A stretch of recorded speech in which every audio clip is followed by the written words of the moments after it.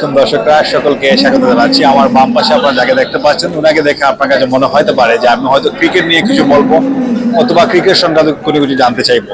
হ্যাঁ, আমরা ওনার কাছে ক্রিকেট শুনি, জানি এবং শিখি। তবে আমরা আজকে এসেছি ফুটবল মাঠে এবং আজকে আমাদের রাসেল ভাই একজন ফুটবল কোচ কিংবা ক্রিকেট কোচ কিংবা ক্রিকেটার নয়। আমরা এখানে আজকে ওনাকে পেয়েছি একজন সফল একজন ফুটবলার হিসেবে। আপনারা নিশ্চয়ই জানেন যে দুনিয়া প্রিমিয়ার লিগ 2024 টুর্নামেন্টে যিনি সেমিফাইনালে ভালো পারফরমেন্স দেখিয়েছিলেন এবং সর্বোচ্চ গোলদাতা হয়েছিলেন। Semifinal match man of the match এবং সর্বোচ্চ গোলদাতা টুর্নামেন্টে। এবং আজকে উনি দুটি অ্যাওয়ার্ড পেলেন, আপনারা অবশ্যই দেখতে পাচ্ছেন স্ক্রিনের মধ্যে।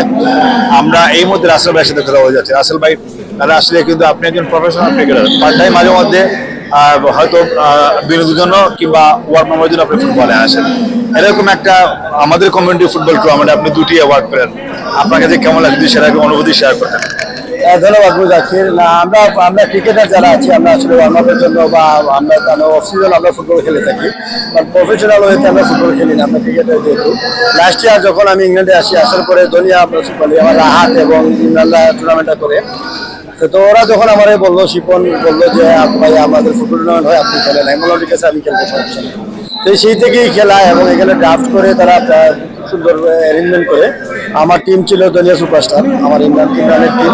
সেখানে আসলে আমি খেলি এবং আমাদের তপন মনি দাস সেও ছিল আমাদের টিমে, শিয়াব ছিল, আমাদের টিমটা ভালো ছিল। সেখানে আসলে খেলে কেমনে জানি আসলে হয়ে গেছি আইএস গোল স্কোরার। আর সেমিফাইনালে আমার শিপনের টিমের এগেনিস্টে খেলা ছিল, সেখানে শিপনের এগেনিস্টে একমাত্র গোল আমি করি, করে টিমকে ফাইনালে করি। ভালোই লেগেছে আসলে।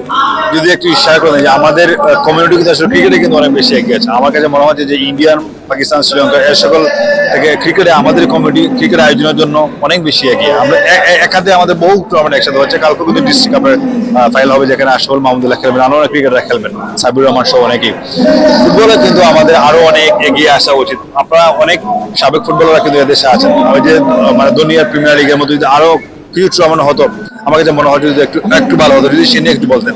না, আমাদের আসলে টুর্নামেন্ট হয় প্রচুর উপজেলা। আমি যেটা জানি উপজেলা লিগ একটা হয় ফুটবলে, এবং আমাদের বিভিন্ন গোষ্ঠী করে ঘরোয়াভাবে আসলে অনেকেই ফুটবল টুর্নামেন্ট করে ইনডোরে, প্লাস হচ্ছে যে আউটডোর সিনথেটিক টার্ফগুলোতে মিনিবারে অনেক টুর্নামেন্ট হয়। তো ক্রিকেটের মতো বড় করে হয় না, এটা হচ্ছে মেন জিনিস। আমরা আশা করবো যে সবগুলা, যে আমরা যারা ক্রিকেট খেলি বা ফুটবলও খেলি, সবাইকে নিয়ে বড় কোনো টুর্নামেন্ট করা যায় কিনা সামনে। ধন্যবাদ এবং শুভকামনা রাসেল ভাই। ধন্যবাদ মুজাকির। দোয়া করবা যাতে এই বছরও আমি যাতে ডিপিএলে ভালো পারফর্ম করতে পারি। আপনার জন্য অবশ্যই শুভকামনা।